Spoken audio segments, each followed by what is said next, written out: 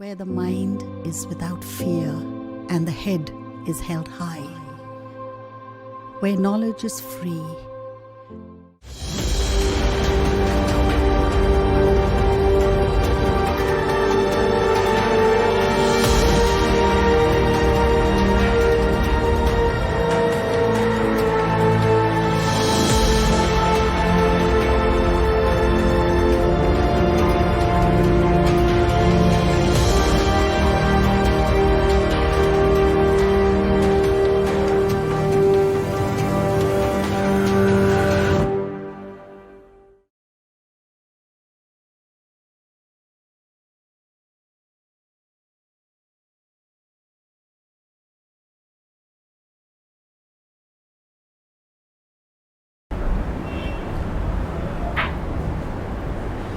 Good day to all my dear students.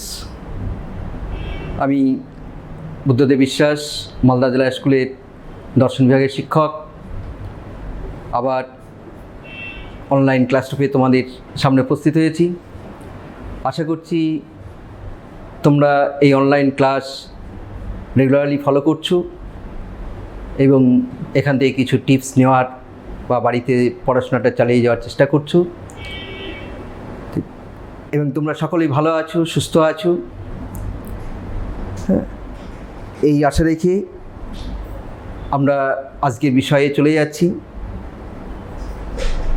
আজকে আমরা class 11-এর, তোমরা জানো যে এর আগের দিনে আমরা ন্যায় দর্শন শুরু করেছিলাম এবং ন্যায় দর্শনের যে আমরা এই জ্ঞানের যে বিভিন্ন ভাগগুলো আমরা ন্যায় জ্ঞান তত্ত্বটা, সেই শ্রেণীবিভাগটা আমরা আলোচনা করেছিলাম এবং সেখানে আমরা প্রমা অপ্রমা এই বিভাগগুলো নিয়ে আলোচনা করেছিলাম। প্রমা, অপ্রমা, অযথার্থ, যথার্থ, অযথার্থ। আজকে আমরা যে নতুন পয়েন্টে চলে যাব, ন্যায় দর্শনে স্বীকৃত বিভিন্ন প্রমাণ।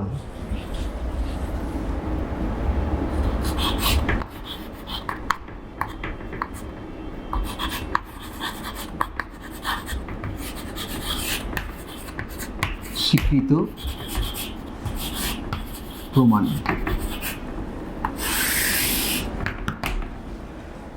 দেখো, তোমরা এর আগে জেনেছো যে ন্যায় দর্শনের প্রধান আলোচ্য বিষয় হচ্ছে প্রমাণ। কেননা প্রমাণের দ্বারাই আমরা যথার্থ জ্ঞান লাভ করতে পারি, অর্থাৎ প্রমাণের দ্বারাই প্রমেয় অর্থাৎ পদার্থের আমরা জ্ঞান লাভ করি। তো এই ন্যায় দর্শনে পদার্থ বলতে পদ নির্দেশিত বিষয়কেই বোঝানো হয়। পদস্য অর্থ বিষয়। মহর্ষি গৌতম এরকম 16টি পদার্থের কথা বলেছেন। তা যাই হোক, এবং এই 16টি পদার্থের তত্ত্বজ্ঞান হলে তবেই আমরা পরম পুরুষার্থ, ভারতীয় দর্শনের যে পরম পুরুষার্থ মোক্ষ বা অপবর্গ, সেটা আমাদের লাভ করা সম্ভব হয়। এবং এটাও তোমরা জেনেছো যে ন্যায় দর্শনে যথার্থ জ্ঞানকে বলা হয় প্রমা, যখন আমরা প্রমা নিয়ে আলোচনা করছিলাম। আর ওই জ্ঞান লাভের যে উৎস বা উপায় বা করণ, ওই যথার্থ জ্ঞান লাভের উপায় বা করণকে বলা হয় প্রমাণ। অর্থাৎ প্রমার করণকে বলা হয় প্রমাণ। এখন প্রশ্ন হতে পারে, তাহলে করণটা কি? তো এই প্রশ্ন উত্তরে আমরা বলতে পারি যে ন্যায়মতে করণ হচ্ছে এক প্রকার কারণ, কিন্তু এখানে মনে রাখতে হবে যে সমস্ত কারণই কিন্তু করণ নয়। তাহলে একমাত্র অসাধারণ কারণকেই করণ বলা হয়। কারণ ন্যায় দর্শনে একটি কার্যের একাধিক কারণ থাকে। তা এই কারণগুলোকে আমরা দুটো ভাগে ভাগ করতে পারি। একটা হচ্ছে সাধারণ কারণ আর একটা হচ্ছে অসাধারণ কারণ। এই কারণ সম্পর্কে আবার ন্যায় দর্শনে যে দুটি সম্প্রদায় আমরা পেয়েছি, নব্য ন্যায় আর প্রাচীন ন্যায়, এদের মধ্যে মতভেদ আছে। নব্য ন্যায় দার্শনিকরা বলছেন যে অসাধারণ কারণটি যদি ব্যাপার বিশিষ্ট হয়ে কোনো পদার্থের জনক হয় তাহলে সেই অসাধারণ কারণটি হবে করণ। কিন্তু প্রাচীন ন্যায় দার্শনিকরা করণ সম্পর্কে একটি ভিন্ন মত পোষণ করছেন। তারা বলছেন যে কার্যের না হওয়া রহিত করে বা ব্যবচ্ছিন্ন করে যে কারণ তাকেই বলা হয় করণ। তো যাই হোক, এই যে প্রত্যক্ষ জ্ঞানের প্রতি যেমন নব্য নৈয়ায়িকরা বলছেন যে ইন্দ্রিয় হচ্ছে করণ, বিষয়ের সাথে ইন্দ্রিয় সম্বন্ধ হলেই ওই করণের ব্যাপার।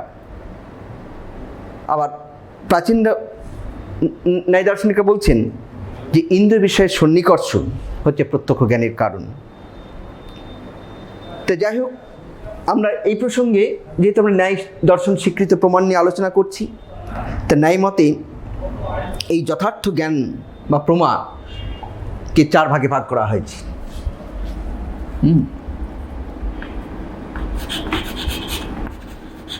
প্রমা 4 প্রকার: প্রত্যক্ষ, অনুমিতি, উপমিতি, শব্দ।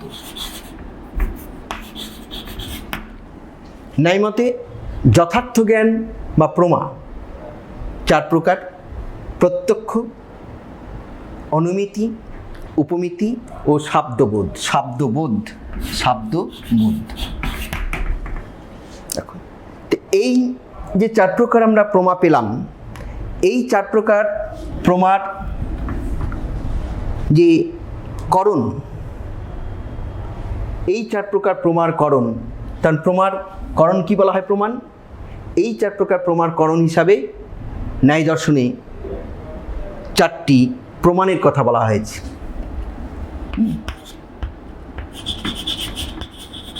প্রমার করণ বা প্রমাণ।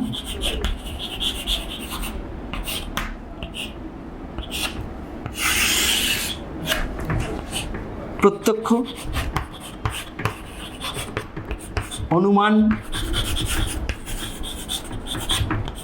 উপমান,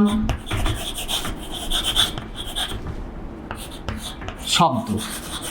দেখো, ন্যায় দর্শনে যথার্থ জ্ঞান বা প্রমাকে 4 ভাগে ভাগ করা হয়েছে: প্রত্যক্ষ, অনুমিতি, উপমিতি, শব্দবোধ।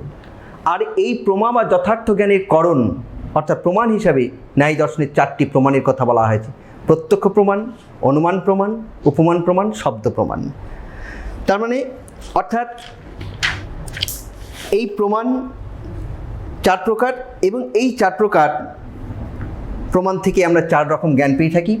যেমন প্রত্যক্ষ প্রমাণের সাহায্যে প্রত্যক্ষ জ্ঞান, অনুমান প্রমাণের সাহায্যে অনুমিতি জ্ঞান, উপমান প্রমাণের সাহায্যে উপমিতি জ্ঞান, শব্দ প্রমাণের সাহায্যে শব্দ জ্ঞান। তো এখানে আমরা আজকে যেটা এখান থেকে যে ন্যায় দর্শন স্বীকৃত যে প্রমাণের যে শ্রেণীবিভাগ পেলাম, তোমরা নিশ্চয়ই এটা বুঝতে পারছো যে প্রথমে আমরা প্রমা বা যথার্থ জ্ঞানকে 4টি ভাগে ভাগ করেছি এবং ওই প্রমার করণ হিসাবে 4টি আমরা প্রমাণ পেয়েছি। অর্থাৎ এই 4টি প্রমাণের সাহায্যে আমরা 4 প্রকার জ্ঞান লাভ করে থাকি: প্রত্যক্ষ জ্ঞান, অনুমিতি জ্ঞান, উপমিতি জ্ঞান এবং শব্দ জ্ঞান।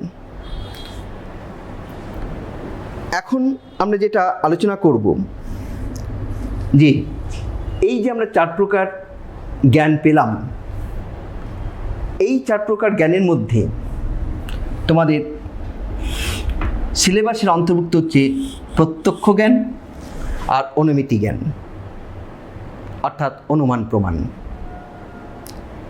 তা প্রথমেই আমরা আজকে আলোচনা করব ন্যায় দর্শন স্বীকৃত প্রথম প্রকার প্রমাণ বা জ্ঞান, প্রত্যক্ষ।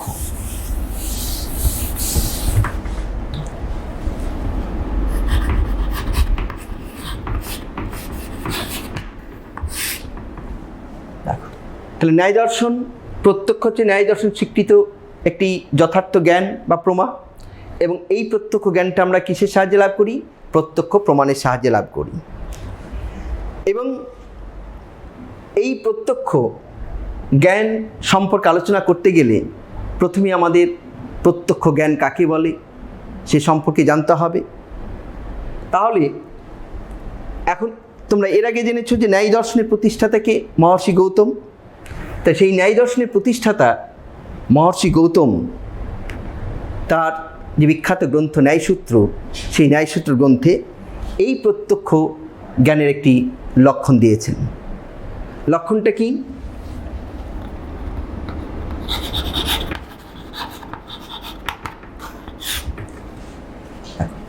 ইন্দ্রিয়ার্থ,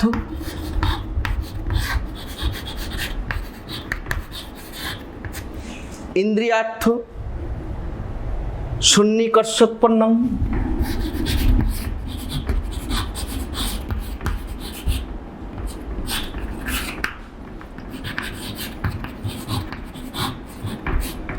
ইন্দ্রিয়ার্থ সন্নিকর্ষোৎপন্নং জ্ঞানম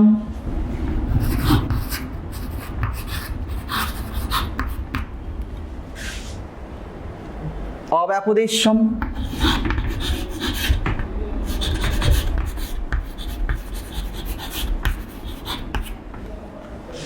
অব্যভিচারী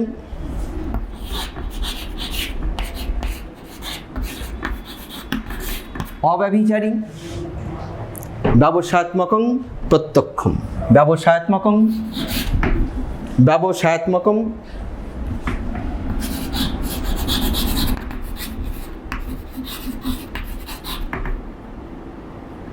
ব্যবসায়াত্মকং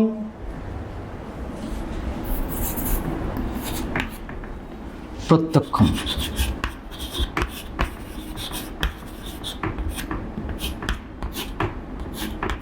দেখো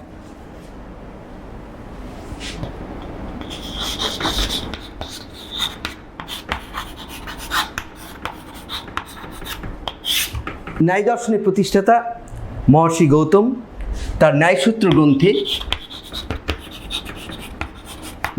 গ্রন্থে প্রত্যক্ষের লক্ষণ দিয়েছেন। ইন্দ্রিয়ার্থ সন্নিকর্ষোৎপন্নং জ্ঞানম অব্যাপদেশ্যম অব্যভিচারী ব্যবসায়াত্মকং প্রত্যক্ষম। অর্থাৎ ইন্দ্রের সঙ্গে বিষয়ের সন্নিকর্ষের ফলে যে জ্ঞান উৎপন্ন হয় তা যদি অব্যাপদেশ্য, অব্যভিচারী ও ব্যবসায়াত্মক হয় তাহলে সেই জ্ঞানকে বলা হয় প্রত্যক্ষ জ্ঞান। কি বললাম? ইন্দ্রিয়ের সাথে বিষয়ের সন্নিকর্ষের ফলে যে জ্ঞান উৎপন্ন হয় সেই জ্ঞান যদি অব্যাপদেশ্য, অব্যভিচারী এবং ব্যবসায়াত্মক হয় তাহলে সেই জ্ঞানকে বলা হয় প্রত্যক্ষ জ্ঞান। এখন এই যে গৌতম প্রদত্ত প্রত্যক্ষের যে আমরা লক্ষণ পেয়েছি, এই লক্ষণে যে আমরা কতগুলো শব্দ পেয়েছি, শব্দগুলো অর্থ আমাদের জানতে হবে। অর্থাৎ গৌতম প্রদত্ত প্রত্যক্ষের লক্ষণটা বিশ্লেষণ করে দেখতে হবে বিভিন্ন যে শব্দ সংযোগে যে সংজ্ঞাটা আমরা দিয়েছি সেই শব্দগুলো, সন্নিবেশিত শব্দগুলোর অর্থ আমাদের জানতে হবে। প্রথমে দেখো ইন্দ্রিয়ার্থ, ইন্দ্রিয়। প্রথম আমরা কি পাচ্ছি? ইন্দ্রিয়। ইন্দ্রিয়ার্থ ইন্দ্রিয় যোগ অর্থ ইন্দ্রিয়। এই ইন্দ্রিয়টা কি? যে এই ন্যায় মতে ইন্দ্রিয় শব্দটির দ্বারা আমাদের যে 5টি বাহ্যেন্দ্রিয় আছে, চক্ষু, কর্ণ, নাসিকা, জিহ্বা, ত্বক, এই 5টি বাহ্যেন্দ্রিয় এবং অন্তরিন্দ্রিয় মনকে বোঝানো হয়েছে। অর্থাৎ ন্যায় দর্শনে মোট 6টি ইন্দ্রিয়ের কথা বলা হয়েছে, 5টি বাহ্যেন্দ্রিয়, 1টি অন্তরিন্দ্রিয়।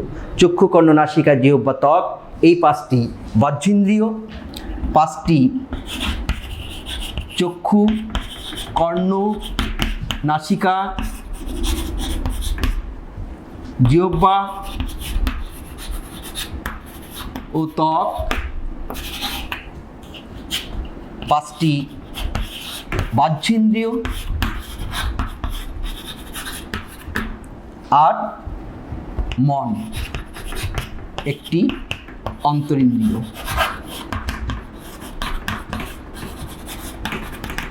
তাহলে ন্যায় দর্শনে মোট 6টি ইন্দ্রিয়, 5টি বাহ্যিক চক্ষু, কর্ণ, নাসিকা, জিহ্বা, ত্বক আর মন নামক অন্তরিন্দ্রিয়। এই 6টি ইন্দ্রিয়ের কথা এখানে বলা হয়েছে।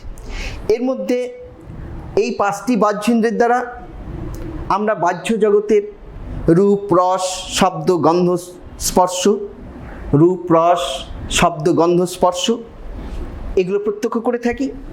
আর অন্তরিন্দ্রিয় মন এর সাহায্যে সুখ, দুঃখ প্রভৃতি মানসিক বিষয়গুলোকে আমরা প্রত্যক্ষ করে থাকি। তবে এই বাহ্য প্রত্যক্ষের ক্ষেত্রেও আমাদের এটা মনে রাখতে হবে যে বাহ্য ইন্দ্রিয়ের সাহায্যে যে রূপ, রস, শব্দ, গন্ধ, স্পর্শ এই যে আমরা প্রত্যক্ষ করে থাকি, এই বাহ্য প্রত্যক্ষের ক্ষেত্রেও বাহ্য ইন্দ্রিয়ের সঙ্গে আমাদের এই মনের সংযোগ হতে হয়, না হলে কোনো বিষয়ের প্রত্যক্ষ সম্ভব নয়। এই গেল ইন্দ্রিয়। নেক্সট হচ্ছে কি? অর্থ। 2 নম্বর ইন্দ্রিয়ার্থ, ইন্দ্রিয় যোগ অর্থ। অর্থ কথার অর্থ নৈয়ায়িকরা অর্থ বলতে এখানে ইন্দ্রিয় গ্রাহ্য বিষয়কে বোঝানো হয়। ইন্দ্রিয় গ্রাহ্য বিষয়, ইন্দ্রিয় গ্রাহ্য বিষয় কি বুঝিয়েছে? অর্থাৎ ন্যায়মতে প্রত্যেকটি যে বাহ্য ইন্দ্রিয়ের কথা আমরা বললাম, চক্ষু, কর্ণ, নাসিকা, জিহ্বা, ত্বক, এই প্রতিটি বাহ্য ইন্দ্রিয়ের নিজস্ব অর্থ বা বিষয় আছে। যেমন চক্ষু শুধুমাত্র বর্ণকে প্রত্যক্ষ করতে পারে, তাই চক্ষুরিন্দ্রিয়ের অর্থ বা বিষয় হচ্ছে কি? বর্ণ। তেমনি কর্ণ আমাদের কি? শব্দকে গ্রহণ করতে সক্ষম হয়, সেই জন্য কর্ণেন্দ্রিয়ের বিষয় হচ্ছে শব্দ। ত্বক স্পর্শকে প্রত্যক্ষ করতে, গ্রহণ করতে সক্ষম হয়, সেই জন্য ত্বকের বিষয় হচ্ছে স্পর্শ। এইভাবে প্রত্যেকটা বাহ্য ইন্দ্রিয়ের একটা নিজস্ব গ্রাহ্য বিষয় আছে, ইন্দ্রিয় গ্রাহ্য বিষয়। চক্ষুর গ্রাহ্য বিষয় হচ্ছে রূপ বা বর্ণ, কর্ণের গ্রাহ্য বিষয় হচ্ছে শব্দ, জিহ্বার গ্রাহ্য বিষয় হচ্ছে রস, ত্বকের গ্রাহ্য বিষয় হচ্ছে স্পর্শ। এইভাবে আমরা 5টি বাহ্য ইন্দ্রিয়ের 5টি গ্রাহ্য বিষয় আমরা পেয়ে থাকি, রূপ, রস, গন্ধ, স্পর্শ, শব্দ। এই গেল। এরপর নেক্সট হচ্ছে কি? তাহলে ইন্দ্রিয়ার্থ পেয়ে গেলাম। সন্নিকর্ষোৎপন্নং, সন্নিকর্ষের সাথে, ইন্দ্রিয়ের সাথে অর্থের সন্নিকর্ষ। 3 নম্বর হচ্ছে সন্নিকর্ষ।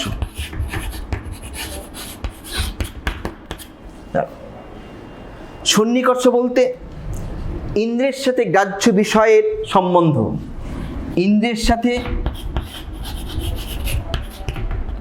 ইন্দ্রিয় যোগ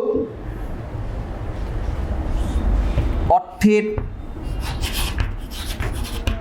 সম্বন্ধ। অর্থ বলতে কি? বিষয়। দেখ, তাহলে সন্নিকর্ষ মানে কি? ইন্দ্রিয় আর বিষয়ের সম্বন্ধ। ইন্দ্রের সাথে বিষয়ের সম্বন্ধকেই, ইন্দ্রের সঙ্গে তার গ্রাহ্য বিষয়ের সম্বন্ধকেই বলা হচ্ছে সন্নিকর্ষ। অর্থাৎ যে ইন্দ্রিয়ের যে বিষয়, সেই ইন্দ্রের সঙ্গে সেই ইন্দ্রিয়ের সম্বন্ধই হচ্ছে সন্নিকর্ষ। গেল। নেক্সট হচ্ছে কি? 4 নম্বর অব্যাপদেশ্যম।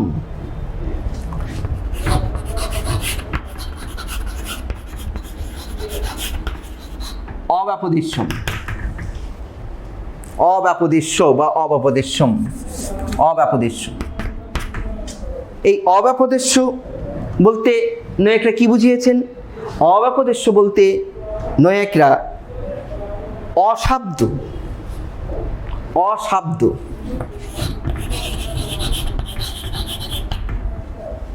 অব্যাপদেশ্য বলতে নৈয়ায়িকরা অশাব্দকে বুঝিয়েছেন। অর্থাৎ যাকে শব্দের দ্বারা প্রকাশ করা যায় না, যা পূর্বের কোনো জ্ঞাত কোনো শব্দের জ্ঞান থেকে উৎপন্ন হয় না, যা কোনো নামের সঙ্গে যুক্ত নয়, অর্থাৎ যে জ্ঞান পূর্ব জ্ঞান নির্ভর নয়, তাকে আমরা অব্যাপদেশ্য বলব। অর্থাৎ যে জ্ঞান অশাব্দ, যাকে শব্দের মাধ্যমে, বচনের মাধ্যমে প্রকাশ করা যায় না, সেটাকে আমরা বলবো অব্যাপদেশ্য। অর্থাৎ যে জ্ঞান পূর্ব জ্ঞানের ওপর নির্ভরশীল নয় তাকে আমরা বলবো অব্যাপদেশ্য। নেক্সট আমরা কি আছে, অব্যভিচারী। 5 নম্বর,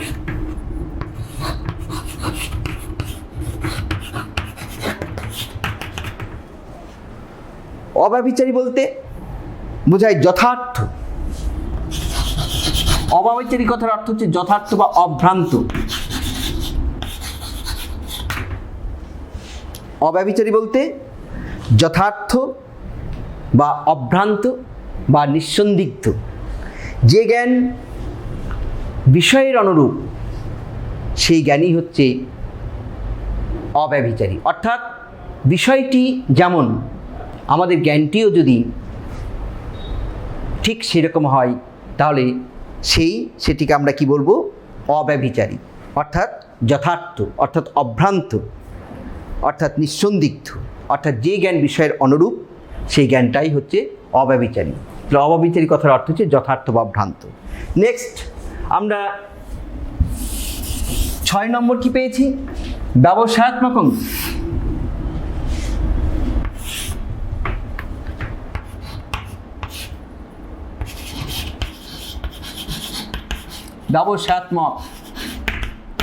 ব্যবসায়াত্মক কথার অর্থ কি? ব্যবসায়াত্মক বলতে নাইদার্সনা বুঝিয়েছেন সুনিশ্চিত বা নিশ্চয়াত্মক জ্ঞান। সুনিশ্চিত জ্ঞান, সুনিশ্চিত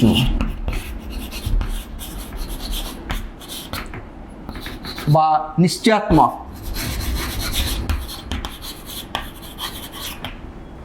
ব্যবসায়াত্মক বলতে সুনিশ্চিত বা নিশ্চয়াত্মক জ্ঞানকে বুঝিয়েছেন। অর্থাৎ যে জ্ঞানে কোনো রকম সংশয় বা সন্দেহ থাকে না সেটাকেই আমরা বলবো ব্যবসায়াত্মক জ্ঞান। যে জ্ঞানে কোনো রকম সংশয় বা সন্দেহ থাকে না তাকে আমরা বলবো ব্যবসায়াত্মক জ্ঞান। সংশয় থেকে এই প্রত্যক্ষকে পৃথক করার জন্যই মহর্ষি গৌতম প্রত্যক্ষের লক্ষণে এই ব্যবসায়াত্মক শব্দটি সন্নিবেশিত করেছেন, উল্লেখ করেছেন।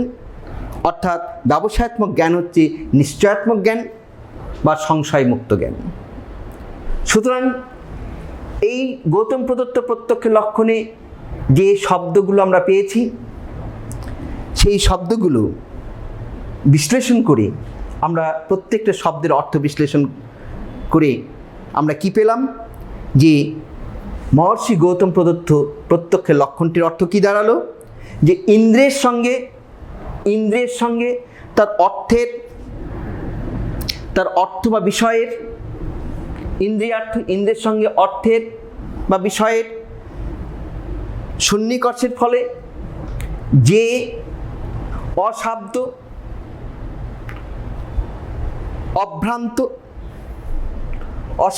অভ্রান্ত ও সুনিশ্চিত জ্ঞান উৎপন্ন হয় তাই হলো প্রত্যক্ষ জ্ঞান বা প্রত্যক্ষ প্রমা।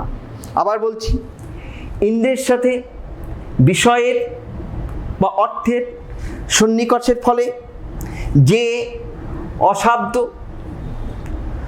অভ্রান্ত ও সুনিশ্চিত জ্ঞান উৎপন্ন হয় সেই জ্ঞানটিকে বলা হয় প্রত্যক্ষ জ্ঞান বা প্রত্যক্ষ প্রমা। এবং এক্ষেত্রে একটা জিনিস তোমাদের মনে রাখতে হবে যে নৈয়ায়িকরা বলছেন, তোমরা কিছুক্ষণ আগে আমি আলোচনা করলাম যে ন্যায়মতে 6টি ইন্দ্রিয়ের কথা বলা হয়েছে, 5টি বাহ্যেন্দ্রিয়, 1টি অন্তরিন্দ্রিয়, চক্ষু, কর্ণ, নাসিকা, জিহ্বা, ত্বক, এই 5টি বাহ্যেন্দ্রিয় এবং অন্তরিন্দ্রিয় মন। তো এক্ষেত্রে তোমাদের মনে রাখতে হবে যে যখন আত্মা, আমাদের জ্ঞানটা কোথায় উৎপন্ন হয়? আত্মায় হয়। কাজেই যখন আত্মার সঙ্গে মনের সঙ্গে ইন্দ্রিয়ের এবং ইন্দ্রিয়ের সাথে বিষয়ের সম্বন্ধ হয় কেবল তখনই প্রত্যক্ষ জ্ঞান উৎপন্ন হতে পারে। তাহলে প্রত্যক্ষ জ্ঞানের কারণটা কি?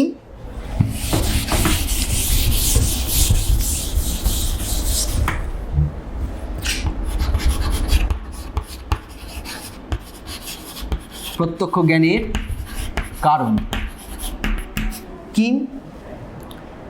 মনের সঙ্গে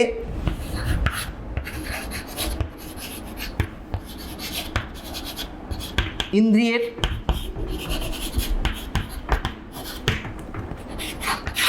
মনের সঙ্গে ইন্দ্রিয়ের সংযোগ, মনের সঙ্গে ইন্দ্রিয়ের সংযোগ,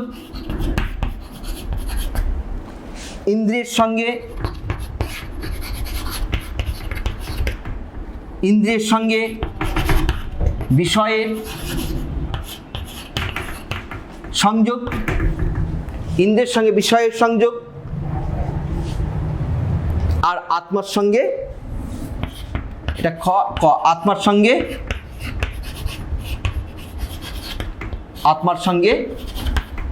মনের সংযোগ। আত্মার সঙ্গে মনের সংযোগ, মনের সঙ্গে ইন্দ্রিয়ের সংযোগ এবং ইন্দ্রিয়ের সঙ্গে বিষয়ের সংযোগ বা সন্নিকর্ষ। এর মধ্যে যে প্রথম দুটি কারণ, এই প্রথম দুটি কারণ হচ্ছে, এই প্রথম দুটি কারণকে আমরা বলবো সাধারণ কারণ। এই প্রথম দুটি কারণ হচ্ছে সাধারণ কারণ। সাধারণ কারণ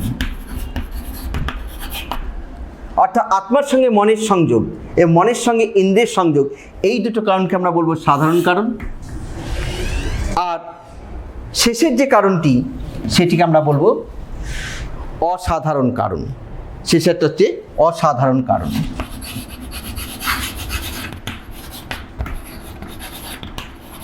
অসাধারণ কারণ। এই হচ্ছে গৌতম প্রদত্ত প্রত্যক্ষের লক্ষণ। এখন এই গৌতম যে প্রত্যক্ষের যে লক্ষণ দিয়েছেন, এই লক্ষণের বিরুদ্ধে বিভিন্ন দার্শনিক সম্প্রদায় আপত্তি তুলেছেন। যেমন কিছু কিছু নব্য নৈয়ায়িক এবং বৈদান্তিক, এরা এই লক্ষণের বিরুদ্ধে আপত্তি তুলে বলেছেন যে ইন্দ্রিয়ের সঙ্গে বিষয়ের সন্নিকর্ষ না হলেও প্রত্যক্ষ জ্ঞান সম্ভব হয়। ইন্দ্রিয়ের সঙ্গে বিষয়ের সন্নিকর্ষ না হলেও প্রত্যক্ষ জ্ঞান সম্ভব। কিভাবে? তারা বলছেন যে প্রত্যক্ষের এই যে লক্ষণে, গৌতম প্রদত্তের এই লক্ষণে ঈশ্বরের নিত্য প্রত্যক্ষের ক্ষেত্রে এই লক্ষণটি প্রযোজ্য নয়। কেন?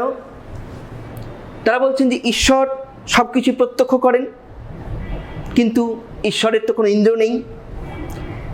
কাজে ঈশ্বরের কোনো ইন্দ্রিয় না থাকায় ঈশ্বর যখন কোনো কিছু প্রত্যক্ষ করছেন, তখন তার ইন্দ্রিয়ের সঙ্গে বিষয়ের সন্নিকর্ষ হওয়ার প্রশ্নই ওঠে না, যেহেতু ঈশ্বরের কোনো ইন্দ্রিয় নেই। কাজেই গৌতম প্রদত্ত প্রত্যক্ষের এই লক্ষণটি কেবলমাত্র মানুষ বা অনিত্য প্রত্যক্ষের ক্ষেত্রে, প্রাণী অনিত্য প্রত্যক্ষের ক্ষেত্রেই এই লক্ষণটি প্রযোজ্য। ঈশ্বরের নিত্য প্রত্যক্ষের ক্ষেত্রে এই লক্ষণটি প্রযোজ্য নয়, নব্য নৈয়ায়িক এবং বৈদান্তিকরা বলছেন। তাহলে নব্য নৈয়ায়িক গৌতম প্রদত্ত এই প্রত্যক্ষ লক্ষণের বিরুদ্ধে আপত্তি তুলেছেন। আপত্তির কথা আমরা বললাম। তাহলে নব্য নৈয়ায়িকরাও নিশ্চয়ই প্রত্যক্ষের একটা সংজ্ঞা দিয়েছেন। তারা কি বলছেন? যে নব্য নৈয়ায়িক গঙ্গেশ নব্য নৈয়ায়িক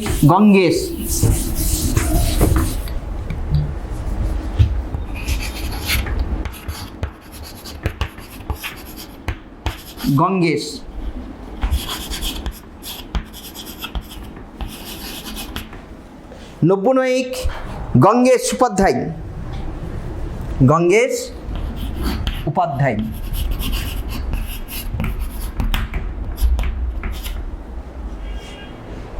তার যে গ্রন্থ তত্ত্বচিন্তামণি,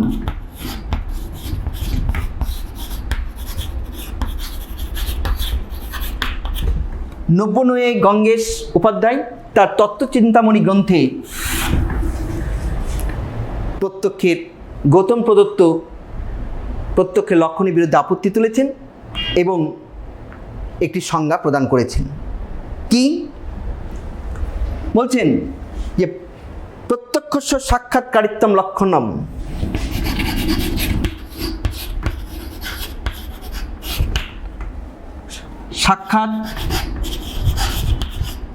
প্রত্যক্ষস্য সাক্ষাৎকারিত্বম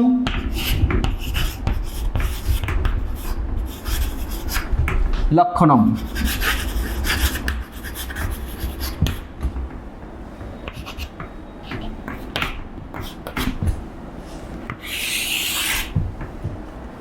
প্রত্যক্ষস্য সাক্ষাৎকারিত্বম লক্ষণম। অর্থাৎ সাক্ষাৎকারিত্ব বা সাক্ষাৎ প্রতীতি, সাক্ষাৎকারিত্ব বা সাক্ষাৎ প্রতীতি, সাক্ষাৎ প্রতীতি হচ্ছে প্রত্যক্ষের লক্ষণ। আমার সম্মুখে ধরো, আমার সম্মুখে টেবিলটি যখন আমি প্রত্যক্ষ করছি, তখন আমি টেবিলটিকে সাক্ষাৎভাবেই জানি। এই জন্য নব্যনয় গঙ্গেশ উপাধ্যায় কি বললেন, যে সাক্ষাৎকারিত্ব বা সাক্ষাৎ প্রতীতি হচ্ছে প্রত্যক্ষের লক্ষণ। সাক্ষাৎ প্রতীতি হচ্ছে প্রত্যক্ষের লক্ষণ। যখন কোনো বিষয়কে আমি প্রত্যক্ষ করছি, তখন সেই বিষয়টিকে আমি সাক্ষাৎভাবে জানি। এইভাবেই নব্যনয়িক ও অন্যান্য দার্শনিকরা গৌতম প্রদত্ত লক্ষণের বিরুদ্ধে আপত্তি তুলেছেন এবং তারা একটি সংজ্ঞা দিয়েছেন। তা এই আলোচনায় আমরা প্রত্যক্ষ নিয়ে আলোচনা করছি এবং এক্ষেত্রে আমরা প্রত্যক্ষের সংজ্ঞা প্রদান করলাম এবং সেই গৌতম প্রদত্ত প্রত্যক্ষের সংজ্ঞায় যে শব্দগুলো সন্নিবেশিত হয়েছে সেই শব্দগুলোর অর্থ আমরা বিশ্লেষণ করলাম। এখন আমরা আরেকটি নেক্সট পয়েন্টে আমরা যাব, যে এখানে তোমরা গৌতম প্রদত্ত প্রত্যক্ষের সংজ্ঞায় যেটা লক্ষ্য করেছো, যে ইন্দ্রিয়ের সাথে বিষয়ের, ইন্দ্রিয়ের সাথে ইন্দ্রিয় যোগ বিষয় সংযোগ হলে তবেই প্রত্যক্ষ হয়। ইন্দ্রিয়ের সাথে বিষয়ের সংযোগ হলেই প্রত্যক্ষ জ্ঞান হতে পারে। অর্থাৎ ইন্দ্রিয়ের সাথে বিষয়ের সন্নিকর্ষ হচ্ছে, সন্নিকর্ষ সম্বন্ধ। তাহলে প্রত্যক্ষ জ্ঞানের ক্ষেত্রে সন্নিকর্ষ একটি গুরুত্বপূর্ণ অংশ। কেননা কোনো বিষয়ের সাথে ইন্দ্রিয়ের সন্নিকর্ষ বা সম্বন্ধ না হলে সেই বিষয়ের প্রত্যক্ষ জ্ঞান সম্ভব নয়। সেই জন্য আমরা এই প্রত্যক্ষের লক্ষণে যে প্রথম আমরা শব্দ পেয়েছি সন্নিকর্ষ, সেই সন্নিকর্ষ, ন্যায়মতের সন্নিকর্ষ, তার বিভিন্ন প্রকার নিয়ে আমরা আলোচনা করব।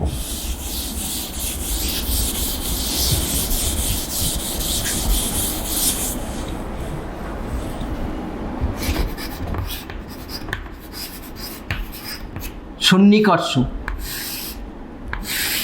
দেখো সন্নিকর্ষ শব্দের অর্থ কি? সন্নিকর্ষ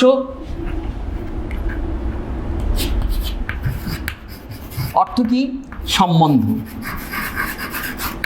সন্নিকর্ষ শব্দের অর্থ সম্বন্ধ। কিসের সম্বন্ধ? এই ন্যায়মতে সন্নিকর্ষ হচ্ছে ইন্দ্রিয় এবং ইন্দ্রিয়গ্রাহ্য বিষয়ের মধ্যে এমন এক সম্বন্ধ যার ফলে প্রত্যক্ষ জ্ঞান উৎপন্ন হয়। ন্যায়মতের সন্নিকর্ষ কি? ন্যায়মতের সন্নিকর্ষ হলো ইন্দ্রিয় এবং ইন্দ্রিয়গ্রাহ্য বিষয়ের মধ্যে এমন একটি সম্বন্ধ যার ফলে প্রত্যক্ষ জ্ঞান উৎপন্ন হয়। অর্থাৎ যোগ্য ইন্দ্রিয়ের সঙ্গে যোগ্য বিষয়ের সম্বন্ধই হচ্ছে সন্নিকর্ষ। যোগ্য বিষয়ের, যোগ্য বিষয়ের সঙ্গে যোগ্য ইন্দ্রিয়ের সংযোগ হলো সন্নিকর্ষ। যোগ্য বিষয়ের সঙ্গে যোগ্য ইন্দ্রিয়ের বা যোগ্য ইন্দ্রিয়ের সঙ্গে যোগ্য বিষয়ের সংযোগই হলো সন্নিকর্ষ। যেমন চক্ষুরিন্দ্রিয়ের সঙ্গে বর্ণের সম্বন্ধ হচ্ছে এক প্রকার সন্নিকর্ষ। চক্ষুরিন্দ্রিয়ের সঙ্গে বর্ণের সম্বন্ধ হচ্ছে চক্ষুরিন্দ্রিয়। চক্ষুরিন্দ্রিয় যোগ বর্ণ, এটাই হচ্ছে সন্নিকর্ষ। চক্ষু ইন্দ্রিয়ের সাথে বর্ণের যে সম্বন্ধ সেটাকে বলা হচ্ছে সন্নিকর্ষ। হলো, এখন এই সন্নিকর্ষ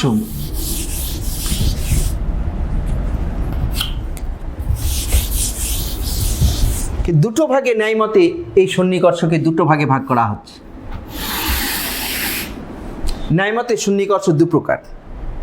কি কি? ন্যায় মতে সন্নিকর্ষ দু প্রকার। কি কি? লৌকিক সন্নিকর্ষ, লৌকিক সন্নিকর্ষ, অলৌকিক সন্নিকর্ষ।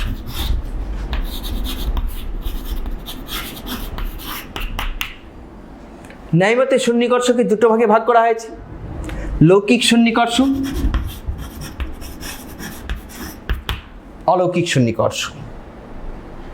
আমরা প্রথম প্রকার সন্নিকর্ষ অর্থাৎ লৌকিক সন্নিকর্ষ নিয়ে আলোচনা করব। দেখো, ইন্দ্রিয়ের সঙ্গে যখন বিষয়ের সরাসরি সংযোগ ঘটে তখন তাকে বলা হয় লৌকিক সন্নিকর্ষ। কি বললাম?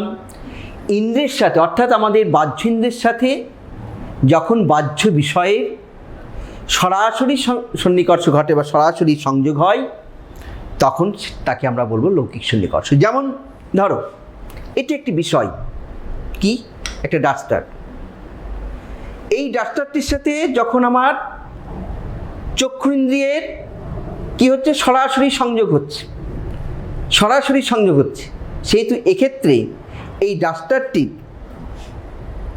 সাথে আমার চক্ষু ইন্দ্রিয়ের সাথে সরাসরি সংযোগ হচ্ছে বলে এটাকে আমরা বলবো লৌকিক সন্নিকর্ষ। অর্থাৎ ইন্দ্রিয়ের সামনে যে বস্তুটি অবস্থান করছে এবং তার গুণের সঙ্গে ইন্দ্রিয়ের যে সন্নিকর্ষ হয় তাকে বলা হয় লৌকিক সন্নিকর্ষ। এই লৌকিক সন্নিকর্ষে কি হয়? যে বস্তুকে যে ইন্দ্রিয় গ্রহণ করতে সক্ষম, অর্থাৎ প্রত্যেকটি ইন্দ্রিয়ের গ্রাহ্য বিষয় আছে,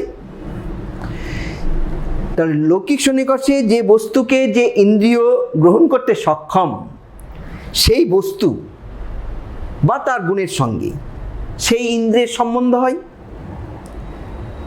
এই জন্য লৌকিক সন্নিকর্ষ হচ্ছে ইন্দ্রিয়ের সঙ্গে বিষয়ের একটা স্বাভাবিক সন্নিকর্ষ, ইন্দ্রিয়ের সঙ্গে বিষয়ের স্বাভাবিক সন্নিকর্ষ। এখন এই লৌকিক সন্নিকর্ষকে ন্যায় দর্শনে 6টি ভাগে ভাগ করা হয়েছে। অর্থাৎ ন্যায়মতে এই লৌকিক সন্নিকর্ষ হচ্ছে 6 প্রকার। 6 প্রকার।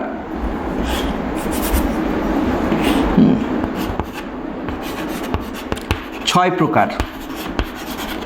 কি কি? 6 প্রকার। 1 নম্বর হচ্ছে সংযোগ সন্নিকর্ষ, সংযোগ সন্নিকর্ষ, এইগুলো তোমরা নোট ডাউন করবে। 2 নম্বর সংযুক্ত সমবায় সন্নিকর্ষ, সংযোগ সন্নিকর্ষ, সংযুক্ত সমবায় সন্নিকর্ষ। 3 নম্বর সংযুক্ত সমবেত সমবায় সন্নিকর্ষ।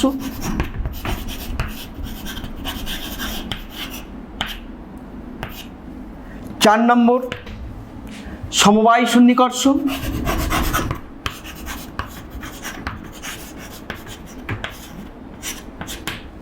5 নম্বর সমবেত সমবায় সন্নিকর্ষ।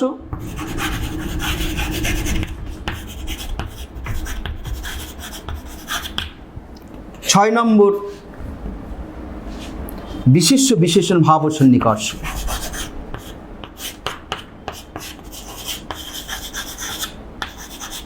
বিশেষণ ভাব ও সন্নিকর্ষ।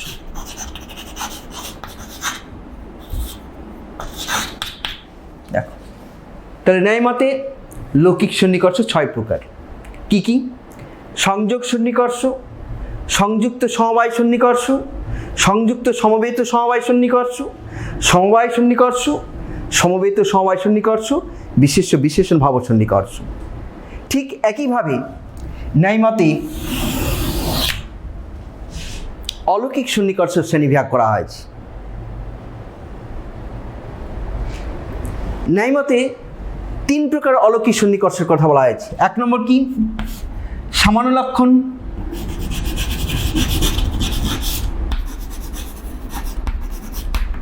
সন্নিকর্ষ। 2 নম্বর জ্ঞান লক্ষণ, সন্নিকর্ষ। 3 নম্বর যোগজ সন্নিকর্ষ। এই 3 প্রকার অলৌকিক সন্নিকর্ষের কথা বলা হয়েছে। এই হচ্ছে সন্নিকর্ষ এবং সন্নিকর্ষের প্রকারভেদ। তাহলে সন্নিকর্ষকে আমরা 2 ভাগে ভাগ করেছি, লৌকিক সন্নিকর্ষ, অলৌকিক সন্নিকর্ষ। আবার লৌকিক সন্নিকর্ষ 6 প্রকার: সংযোগ সন্নিকর্ষ, সংযুক্ত সমবায় সন্নিকর্ষ, সংযুক্ত সমবেত সমবায় সন্নিকর্ষ, সমবায় সন্নিকর্ষ, সমবেত সমবায় সন্নিকর্ষ, বিশেষ্য বিশেষণ ভাব সন্নিকর্ষ। আর অলৌকিক সন্নিকর্ষ 3 প্রকার: সামান্য লক্ষণ সন্নিকর্ষ, জ্ঞান লক্ষণ সন্নিকর্ষ, যোগজ সন্নিকর্ষ। এখন যেটা আমাদের আলোচ্য বিষয়, এই যে আমরা 6 প্রকার লৌকিক সন্নিকর্ষর কথা আমরা বললাম, তোমাদের এখান থেকে প্রশ্ন হয়, এমসিকিউ এসিকিউ তো থাকবেই, এবং ন্যায় দর্শন থেকে তোমরা ডেসক্রিপটিভ টাইপ যে কোশ্চেন পাও, সেখানে কোশ্চেনটা এই ধরনের হয় যে সন্নিকর্ষ কাকে বলে, সন্নিকর্ষ কয় প্রকার ও কী কী, বিভিন্ন প্রকার লৌকিক সন্নিকর্ষ উদাহরণ সহযোগে ব্যাখ্যা করো। তাহলে এক্ষেত্রে এই যে বিভিন্ন প্রকার লৌকিক সন্নিকর্ষ আমরা পেয়েছি 6 প্রকার, এই 6 প্রকার লৌকিক সন্নিকর্ষ আমাদের উদাহরণ সহযোগে ব্যাখ্যা করতে হবে।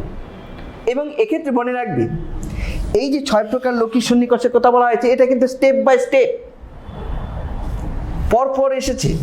এটা কোনোটাকে টপকিয়ে আমরা আলোচনা করতে পারবো না, এবং এটাকে একটু টেকনিক্যালি বোঝার চেষ্টা করবে, দেখবে স্টেপ বাই স্টেপ তোমাকে আলোচনা করতে হবে এবং পেয়েও যাবে। তাহলে আমরা এখন আলোচনা করবো, আমাদের আলোচ্য বিষয় হচ্ছে এই 6 প্রকার লৌকিক সন্নিকর্ষ।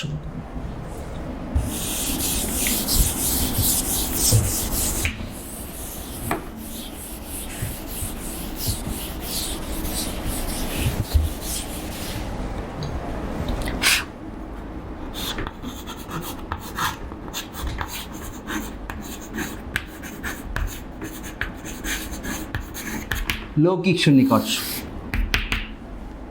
6 প্রকার লৌকিক সন্নিকর্ষ। প্রথম প্রকার সন্নিকর্ষ কি? সংযোগ সন্নিকর্ষ।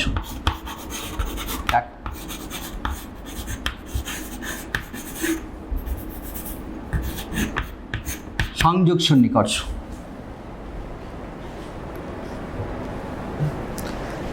দেখ, দ্রব্যের প্রত্যক্ষের ক্ষেত্রে সংযোগ সন্নিকর্ষ হয়ে থাকে। দ্রব্যের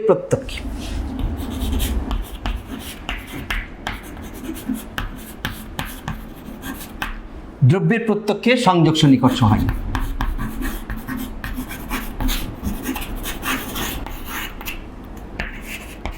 কিভাবে দেখো, তার আগে আমি বলে নিই যে বলা হচ্ছে যে ন্যায়মতে দ্রব্যের প্রত্যক্ষে সংযোগ সন্নিকর্ষ স্বীকার করা হয়, বা দ্রব্যের প্রত্যক্ষে সংযোগ সন্নিকর্ষ হয়ে থাকে। তো ন্যায় দর্শন বলছেন যে 2টি পৃথক বা আলাদা দ্রব্যের মধ্যে যে সম্বন্ধ, সেই সম্বন্ধকে বলা হয় সংযোগ সম্বন্ধ। 2টি দ্রব্যের মধ্যে, 2টি ভিন্ন দ্রব্যের মধ্যে যে সম্বন্ধ, সেই সম্বন্ধকে বলা হয় সংযোগ সম্বন্ধ। যদি এখানে মনে রাখতে হবে, এই যে দ্রব্য 2টি কথা বলা হলাম, সেই দ্রব্য 2টি কিন্তু কখনো অবয়ব ও অবয়বী হবে না। তার কারণ এটাও আমাদের মনে রাখতে যে আমাদের যে 5টি ইন্দ্রিয়ের কথা বলেছি ও একটি অন্তরিন্দ্রিয়, এই 6টি ইন্দ্রিয় কিন্তু প্রত্যেকটি এক একটি বিশেষ ধরনের দ্রব্য। কাজে চক্ষুরিন্দ্রিয় একটি দ্রব্য, কর্ণেন্দ্রিয় একটি দ্রব্য, ত্বকেন্দ্রিয় একটি দ্রব্য, প্রত্যেকটি ইন্দ্রিয় হচ্ছে মনও একটি দ্রব্য, প্রত্যেকটি দ্রব্য হচ্ছে একটি বিশেষ ধরনের দ্রব্য। এখন যে বিষয়টিকে আমি প্রত্যক্ষ করছি, সেই বিষয়টি বা বস্তুটিও যদি দ্রব্য হয়, তাহলে কি হচ্ছে? ইন্দ্রিয়ের সঙ্গে দ্রব্যের সম্বন্ধ হচ্ছে। ইন্দ্রিয়ের সাথে দ্রব্যের সম্বন্ধ, তাহলে ইন্দ্রিয় দ্রব্য, যে বিষয়টিকে আমি প্রত্যক্ষ করছি সেই বিষয়ই একটি দ্রব্য। তাহলে দ্রব্যের সাথে দ্রব্যের, দ্রব্যের সাথে দ্রব্যের, দ্রব্য যোগ দ্রব্য সমান কি হচ্ছে? সংযোগ। দ্রব্যের সাথে দ্রব্যের সম্বন্ধকে আমরা সংযোগ বলবো। তাহলে ইন্দ্রিয় একটি দ্রব্য, বিষয় একটি দ্রব্য, কাজে এই দুটি দ্রব্যের সম্বন্ধ হচ্ছে সংযোগ সম্বন্ধ। কাজে আমরা যখন চোখের দ্বারা, চক্ষুরিন্দ্রিয়ের দ্বারা ঘট প্রত্যক্ষ করি, ঘট, তখন কি চক্ষু এবং ঘট দুটি দ্রব্য। কেন? পূর্বেই আমি বললাম যে চক্ষুরিন্দ্রিয় একটি দ্রব্য, প্রত্যেকটা ইন্দ্রিয়কে একটি দ্রব্য। আবার যে বিষয়টিকে প্রত্যক্ষ করছি সেটাও কি আমরা দ্রব্য বলতে হবে। কাজেই যখন আমরা চক্ষুর দ্বারা ঘট প্রত্যক্ষ করছি, তখন চক্ষু এবং ঘট দুটি দ্রব্য হয়, তাদের মধ্যে কি হচ্ছে? সংযোগ সন্নিকর্ষ হচ্ছে, সংযোগ সন্নিকর্ষ হচ্ছে। অর্থাৎ ঘট প্রত্যক্ষের ক্ষেত্রে ঘট দ্রব্যের সঙ্গে চক্ষুরিন্দ্রিয়ের সম্বন্ধ হয়। যেমন ঘট প্রত্যক্ষের ক্ষেত্রে ঘট দ্রব্যের সঙ্গে চক্ষু ইন্দ্রিয়ের সম্বন্ধ হয়। যেমন আমরা কি বললাম? চক্ষু, চক্ষু হচ্ছে দ্রব্য, ঘট, ঘটটাও দ্রব্য। তাহলে এখান থেকে আমরা কি পাচ্ছি? দুটোর সাথে সংযোজিত দ্রব্য যোগ দ্রব্য সমান কি হচ্ছে? সংযোগ। অতএব আমরা কি পেলাম? চক্ষু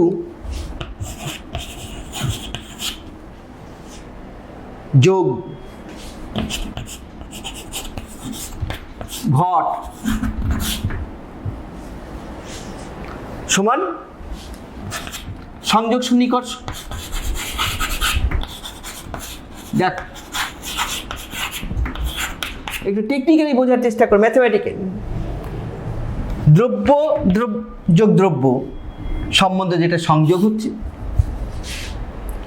চক্ষুটা একটা দ্রব্য, ঘটটা একটা দ্রব্য। যখন আমরা একটা ঘটকে প্রত্যক্ষ করছি, তখন সেক্ষেত্রে চক্ষুটাও দ্রব্য, ঘটটাও দ্রব্য। তাহলে দ্রব্যের সাথে দ্রব্য যোগ দ্রব্য সংযোগ। তাহলে এখানে দ্রব্য চক্ষু, এই দ্রব্য বলতে এই চক্ষু একটা দ্রব্য, আর এই দ্রব্য বলতে ঘট। তাহলে চক্ষু এবং দ্রব্য, এই ঘটের প্রত্যক্ষ কি হচ্ছে? সংযোগ সন্নিকর্ষ। তাহলে আমরা কি দেখলাম যে দ্রব্যের প্রত্যক্ষের ক্ষেত্রে সংযোগ সন্নিকর্ষ স্বীকৃত হয়। হলো।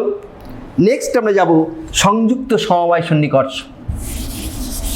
2 নম্বর।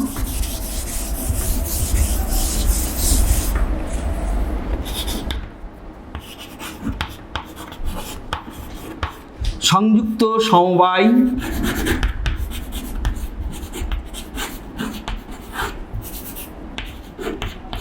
সন্নিকর্ষ, সংযুক্ত সমবায় সন্নিকর্ষ।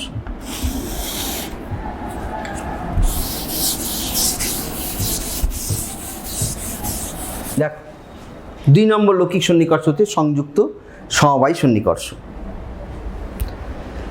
আমরা যেমন একটি দ্রব্যকে প্রত্যক্ষ করি, দ্রব্য বলতে আমরা বিষয় বা বস্তুকে বুঝিয়ে থাকি। কাজেই আমরা একটা বস্তু বা বিষয়কে যখন প্রত্যক্ষ করছি, তখন সেই বস্তুটির রূপ বা বস্তুটির গুণকেও আমরা প্রত্যক্ষ করে থাকি। অর্থাৎ যখন আমরা একটি দ্রব্যকে প্রত্যক্ষ করি, তখন সেই দ্রব্যের গুণটিকেও আমরা প্রত্যক্ষ করে থাকি। তাই এই দ্রব্যের গুণের প্রত্যক্ষের ক্ষেত্রে, অর্থাৎ দ্রব্যের রূপের প্রত্যক্ষের ক্ষেত্রে, দ্রব্যের রূপের প্রত্যক্ষে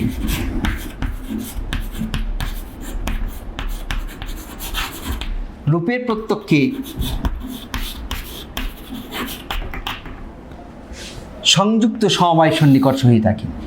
দ্রব্যের রূপের প্রত্যক্ষে কিভাবে? ন্যায় দার্শনিকরা বলছেন এই যে রূপ বা গুণ,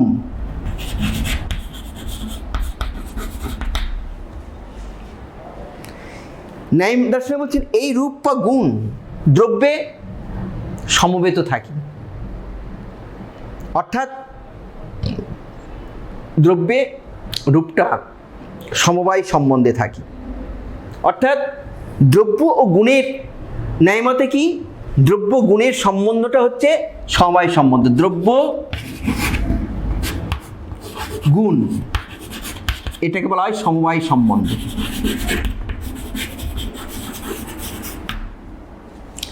দ্রব্যের সাথে গুণের সম্বন্ধকে বলা হয়, যেমন দ্রব্যের সাথে দ্রব্যের সম্বন্ধকে আমরা কি বলেছি, সংযোগ সম্বন্ধ, আর দ্রব্যের সাথে গুণের সম্বন্ধকে বলা হচ্ছে সমবায় সম্বন্ধ। অর্থাৎ এই দ্রব্যে গুণ সমবেত থাকে। কাজেই যে দ্রব্যকে আমরা প্রত্যক্ষ করি সেই দ্রব্যে কি আছে, কি অবস্থান করে, গুণ জাতি কর্মের থাকে, সেগুলোকে আমরা প্রত্যক্ষ করি। অর্থাৎ যে দ্রব্যকে আমরা প্রত্যক্ষ করি সেই দ্রব্যে অবস্থিত যে প্রত্যক্ষযোগ্য গুণ জাতি কর্মের যে প্রত্যক্ষে কি হয়, নির্দিষ্ট ইন্দ্রিয়ের সঙ্গে ওই গুণ জাতি বা কর্মের সংযুক্ত সমবায় সন্নিকর্ষ হয়। তার মানে এখানে কি সংযুক্ত কি হচ্ছে, প্রথমে দ্রব্যের সাথে চক্ষুর ইন্দ্রিয়ের সংযোগ সন্নিকর্ষ হচ্ছে এবং ওই দ্রব্যে গুণ বা রূপটা সমবায় সম্বন্ধে আছে, সমবেত আছে। সেই জন্য বলা হচ্ছে যখন কোনো একটা দ্রব্যকে আমরা প্রত্যক্ষ করছি সেই দ্রব্যে প্রত্যক্ষযোগ্য গুণ জাতি কর্মেরও প্রত্যক্ষ হয়ে থাকে, ওই নির্দিষ্ট ইন্দ্রিয়ের সাথে সম্বন্ধ হয়ে থাকে এবং যে সম্বন্ধে সেটাকে বলা হচ্ছে সংযুক্ত সমবায় সন্নিকর্ষ। যেমন ধরো ঘটের রূপ,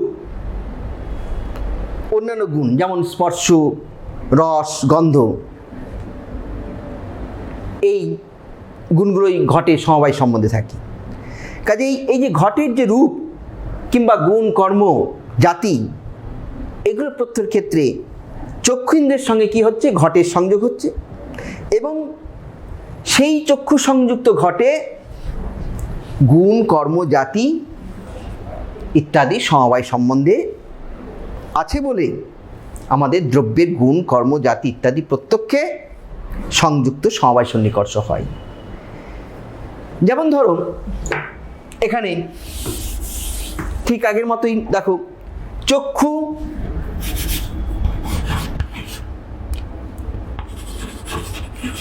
যোগ ঘট সমান কি, চক্ষুটা দ্রব্য ঘটটা দ্রব্য, ফলে কি হচ্ছে সংযোগ সম্বন্ধ।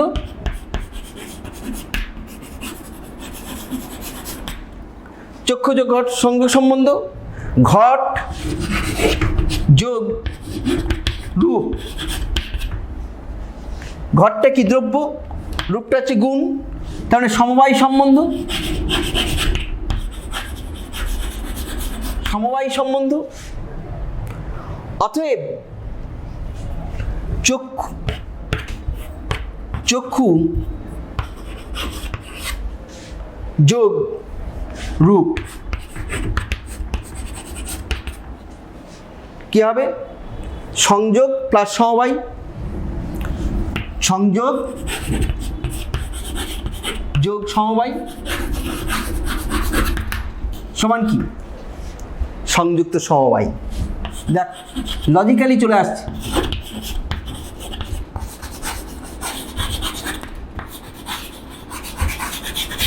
সংযুক্ত সমবায় সম্বন্ধ, প্রথমে চক্ষুর সাথে ঘটের সংযোগ সম্বন্ধ হচ্ছে, এই ঘটের সাথে রূপের সমবায় সম্বন্ধ হচ্ছে। কেন, ঘট একটা দ্রব্য, রূপ হচ্ছে গুণ, এবং দ্রব্যের সাথে গুণের সম্বন্ধ কি বলা হয়? সমবায় সম্বন্ধ বলা হয়। অর্থাৎ ঘটের রূপটা সমবায় সম্বন্ধে আছে, সমবেত আছে। এবার চক্ষু এই রূপটাকে প্রত্যক্ষ করছে, তাহলে চক্ষুর সাথে রূপ সংযোগ, আর এই সমবায়, সংযোগ যোগ সমবায় হলো সংযুক্ত সমবায় সন্নিকর্ষ। তাহলে আমরা কি পেলাম? যে দ্রব্যের রূপের প্রত্যক্ষের ক্ষেত্রে, গুণের প্রত্যক্ষের ক্ষেত্রে সংযুক্ত সমবায় সন্নিকর্ষ হয়ে থাকে। নেক্সট আমরা আলোচনা করব সংযুক্ত সমবেত সমবায় সন্নিকর্ষ।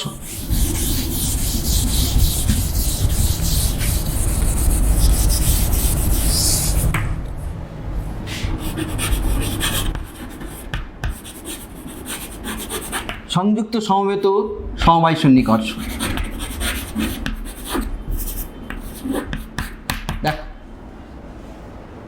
আমরা যেমন দ্রব্যের রূপকে প্রত্যক্ষ করি, তেমনি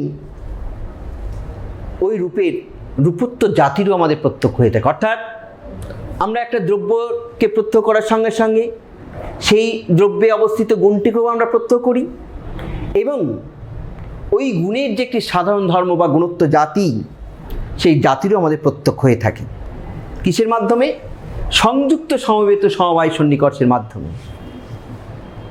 অর্থাৎ তোমরা কিছুক্ষণ আগে দেখলে যে দ্রব্যে গুণ এবং ক্রিয়া কোন সম্বন্ধে থাকে? সমবায় সম্বন্ধে থাকে। আবার সেই গুণে কি থাকে? গুণের যে সাধারণ ধর্ম, প্রত্যেকটা গুণের একটি সাধারণ ধর্ম আছে, জাতি আছে, গুণত্ব জাতি, সেটাও থাকে সময় সম্পর্কে, গুণের সাথে গুণের সম্বন্ধ। তাহলে দ্রব্য যোগ গুণ সমান সমবায়, আবার গুণ যোগ গুণ সমান হচ্ছে সমবেত সমবায়। তার মানে কি? দ্রব্যের সাথে গুণের সমবায় সম্বন্ধ, এবং ওই গুণে গুণত্ব জাতি আছে, গুণের সাথে গুণের গুণত্ব জাতিটাও একটা গুণ, সেটা হচ্ছে সমবেত সমবায়। অর্থাৎ তাহলে আমরা কি বলবো? যে রূপত্ব জাতির, রূপত্ব বা গুণের দ্রব্যের রূপত্ব বা গুণত্ব জাতির প্রত্যক্ষে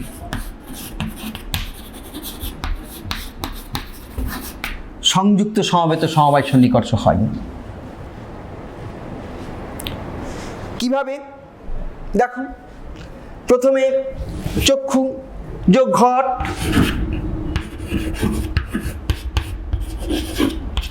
সংযোগ সম্বন্ধ,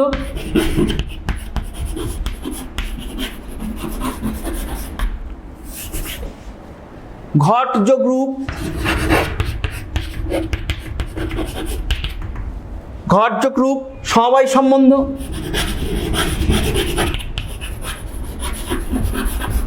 তারপরে কি হচ্ছে? এবার এই রূপের রূপত্ব জাতি হচ্ছে রূপ যোগ রূপত্ব জাতি, রূপ যোগ রূপত্ব জাতি সমান কি? সমবায় সম্বন্ধ। সমবায় সম্বন্ধ। তাহলে কি পেলাম? অতএব চক্ষু যোগ রূপত্ব জাতি, চক্ষু যোগ রূপত্ব জাতি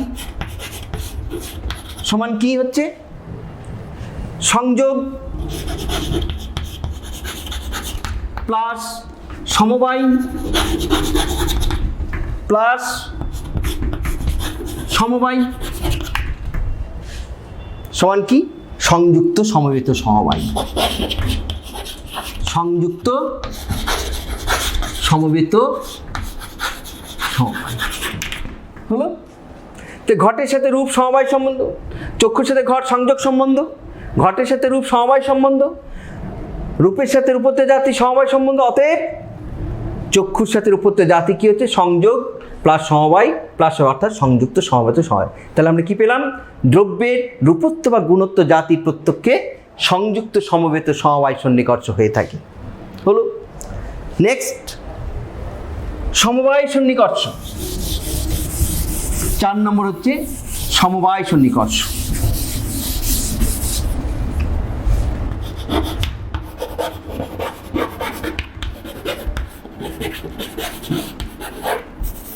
সমবায় সন্নিকর্ষ ন্যায়মতে শব্দের প্রত্যক্ষের ক্ষেত্রে সমবায় সন্নিকর্ষ হয়ে থাকে। শব্দের প্রত্যক্ষে, শব্দের প্রত্যক্ষে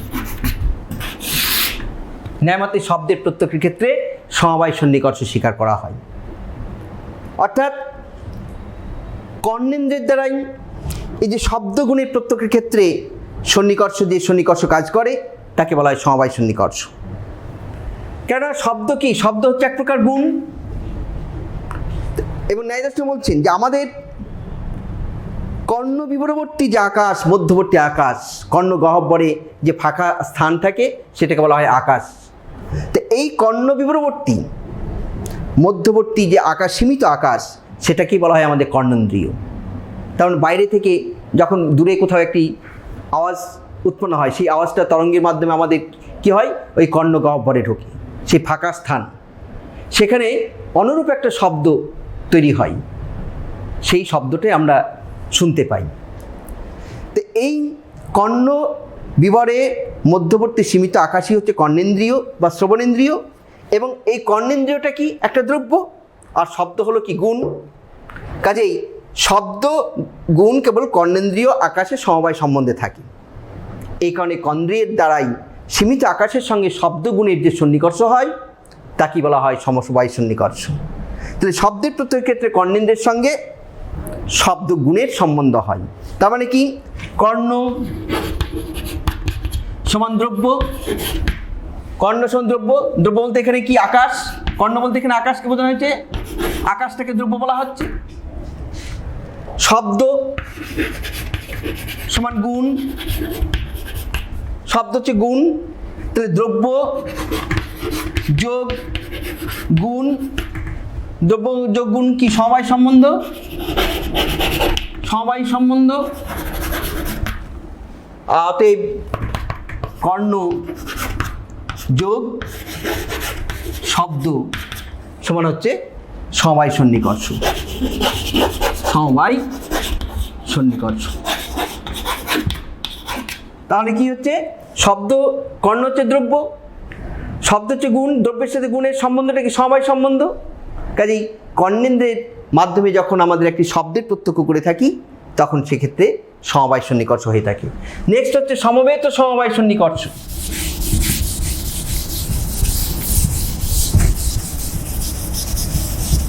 সমবেত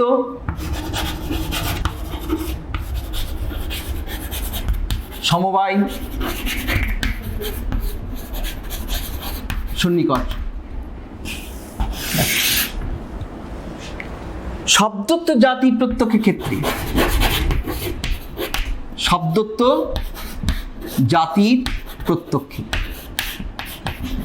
ন্যায়মতে শব্দত্ব জাতি প্রত্যক্ষে সমবেত সমবায় সন্নিকর্ষ হয়ে থাকে। কিভাবে? কেননা কর্ণেন্দ্রিয় নামক সীমিত আকাশের শব্দগুণটা সমবায় সম্বন্ধে থাকে, আর শব্দত্ব জাতি শব্দের সামান্য ধর্ম, ওই শব্দগুণে আবার সমবায় সম্বন্ধে থাকে।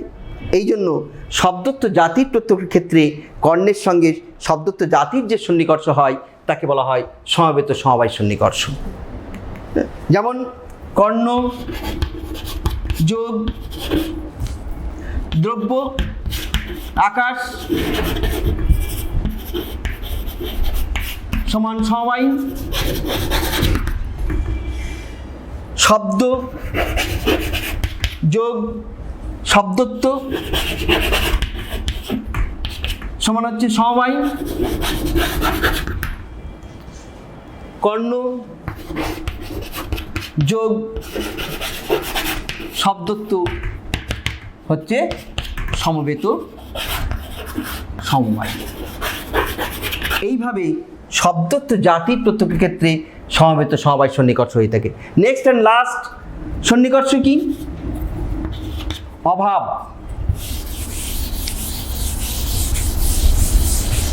বিশেষ্য বিশেষণ ভাব ও সন্নিকর্ষ।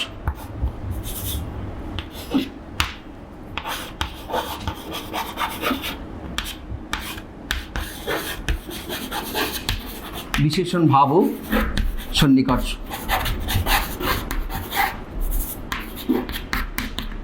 দেখ, এই যে এতক্ষণ আমরা যে 5 প্রকার সন্নিকর্ষের কথা বললাম, এই সন্নিকর্ষগুলো মূলত ভাব পদার্থের প্রত্যেকের ক্ষেত্রে হয়ে থাকে। কিন্তু আমাদের যেমন ভাব পদার্থের জ্ঞান হয়, তেমনি আমাদের অভাব পদার্থেরও জ্ঞান হয়। যেমন ধরো বলা হলো এই ঘরে আলমারি নেই, অর্থাৎ আলমারির অভাব আছে। তারপরে আলমারির অভাবের জ্ঞানটা মানে হচ্ছে কাজে আমাদের ভাব পদার্থে যেমন জ্ঞান হয় তেমনি অভাব পদার্থের জ্ঞান হয়ে থাকে। তাহলে অভাবের প্রত্যক্ষের ক্ষেত্রে অভাবের প্রত্যক্ষে বিশেষ্য বিশেষণ ভাব ও সন্নিকর্ষ হয়ে থাকে। কিভাবে? যে ভাব পদার্থ যেমন বলা হলো, ধরো যে আমরা ভূতলে যখন ঘর দেখি, ভূতল মানে কি? মেঝে। তখন একটা এই ভূতলটা হচ্ছে তখন ভাব পদার্থ বিশেষ্য, এবং ঘটা ভাব হচ্ছে কি? বিশেষণ।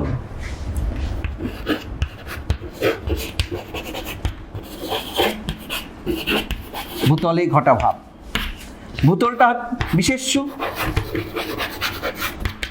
ঘটা ভাব বিশেষণ। বিশেষ্যে বিশেষণের অভাবের জ্ঞান, অর্থাৎ ঘটের অভাব। অর্থাৎ আমাদের কি হচ্ছে? বিশেষের সাথে ভূতলের সাথে চক্ষু সংযুক্ত হচ্ছে, বিশেষ সাথে চক্ষু যোগ ভূতল, আর ওই বিশেষে কি হচ্ছে? বিশেষণের অভাব, অর্থাৎ ঘটের অভাবের জ্ঞান হচ্ছে, অভাবের প্রত্যক্ষ হচ্ছে। এইভাবে অভাবের প্রত্যক্ষের ক্ষেত্রে কি হয়? বিশেষ্য বিশেষণ ভাব ও সন্নিকর্ষ হয়ে থাকে। এই হচ্ছে আমরা 6 প্রকার লৌকিক সন্নিকর্ষের কথা আমরা বললাম। এই সঙ্গে আমরা যে ন্যায় স্বীকৃত যে বিভিন্ন প্রকার লৌকিক সন্নিকর্ষ, অর্থাৎ 6 প্রকার লৌকিক সন্নিকর্ষ এখানেই শেষ করলাম। এরপরে আমাদের পরবর্তী ক্লাসে আমরা যে বিভিন্ন প্রকার অলৌকিক সন্নিকর্ষের কথা আমরা বলেছি, সে বিভিন্ন প্রকার অলৌকিক সন্নিকর্ষ আলোচনা করব। আমাদের সময় শেষ হয়ে গেছে, কাজে এখানেই আমরা শেষ করছি। তোমরা ভালো থাকবে, সুস্থ থাকবে, বাড়িতে পড়াশোনা করবে, এই আশা রেখে আজ এখানেই শেষ করছি।